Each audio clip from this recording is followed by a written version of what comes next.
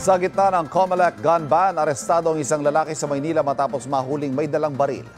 Napagalaman din na siya palang ama na nanakit umano ng kanyang 7 taong gulang na anak na siyang ikinamatay ng bata. May unang balita si Von Aquino. Dahil sa dalang baril, inaresto ng mga pulis sa Tondo, Maynila si Carlo Danny Lloren na nagtangka pa umanong tumakas. Suspicious yung galawan niya. Verily, may sukbit siyang baril na pinagbabawal ngayon dahil election gun ban. Self-defense lang po. Dine-verify pa ng mga pulis kung may license to possess firearms si Lloren na maharap sa reklamong paglabag sa Comprehensive Firearms and Ammunition Law in relation to Omnibus Election Code at resisting arrest. Pero may mas mabigat pang asunto si Lloren, ang reklamong parricide dahil sa pagmaltrato na humantong sa pagkamatay ng kanyang 7 taong gulang na anak na si Catherine Joy o CJ.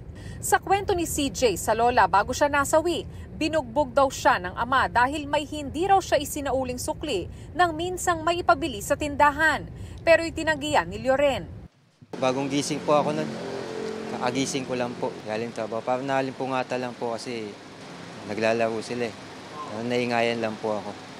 Kasi puyat po ako nun eh. Wala po akong pinabili. Napalo ko lang naman talaga yung anak ko po eh. Pero hindi ko naman po sinakal. Pagsisiyan ko rin po yung kasi masakit din bilang tatay para sa akin.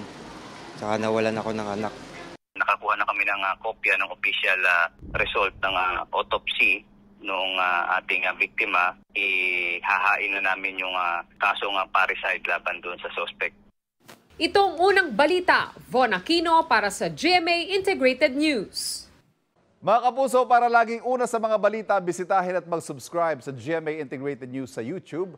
Sa mga kapuso abroad, samahan niyo kami sa GMA Pinoy TV at sa www.gmanews.tv.